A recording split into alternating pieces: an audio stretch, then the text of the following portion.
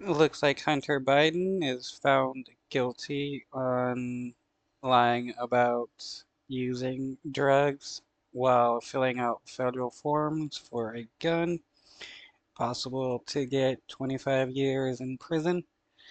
I wonder who else is going to be next since now anybody connected to government officials are on the chopping block to be charged and convicted for their crimes.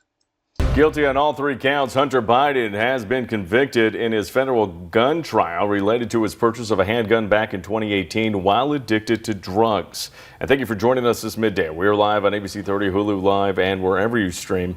I'm Jason Oliveira. And I'm Graciela Moreno. The son of a sitting president has never before faced a criminal trial. ABC's Rena Roy explains what comes next as Hunter Biden waits to learn his punishment, which could include prison time.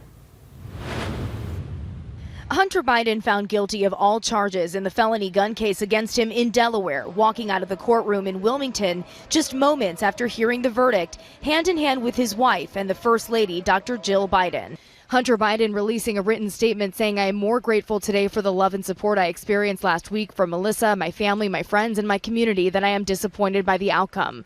Recovery is possible by the grace of God, and I'm blessed to experience that gift one day at a time." The jury of 6 men and 6 women coming to the decision guilty on all 3 charges after just over 3 hours of deliberations over 2 days. Prosecutors say he knew he was using drugs and knew he was addicted to drugs, but checked no on this federal background check form while buying a revolver in October of 2018. The form asking whether he was an unlawful user of or addicted to drugs. But Hunter's defense...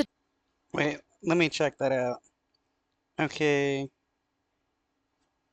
Are you an unlawful user addicted to cannabis, depression, narcotics, or any other controlled substances? So even as a state state use of cannabis is illegal under the federal law. That's quite interesting. Though I wonder how many people they actually get for using depressants or stimulants while purchasing a firearm. And I'm curious as to why alcohol isn't under this. The form asking whether he was an unlawful user of or addicted to drugs. But Hunter's defense attorney, Abby Lowell, telling jurors the prosecution failed to prove Hunter was actively using at the time of the purchase, saying there was no actual witness to Hunter using drugs on the crucial days. During the trial, jurors hearing testimony from several women in his life, including his ex-wife and ex-girlfriend, the owner and employees of the gun shop where he bought his firearm, and a number of expert witnesses.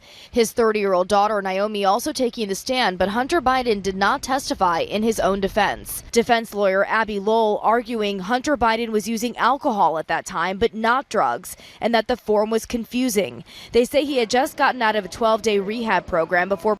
I mean, the form isn't that confusing. The question is, I mean, pretty straightforward.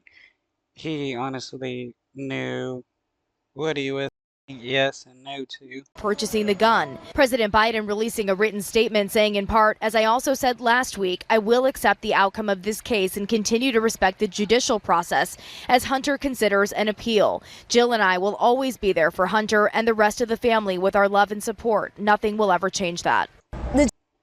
I think it's funny how Biden has love and support for his son addicted to crack, yet doesn't have that for other drug users. I mean, he was one of the architects for the 1994 crime bill and has done very little to compensate these people for their suffering under the law.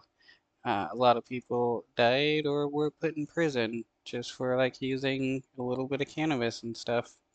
The judge says the sentencing date will be scheduled in the next 120 days. He could face up to 25 years in prison, but legal experts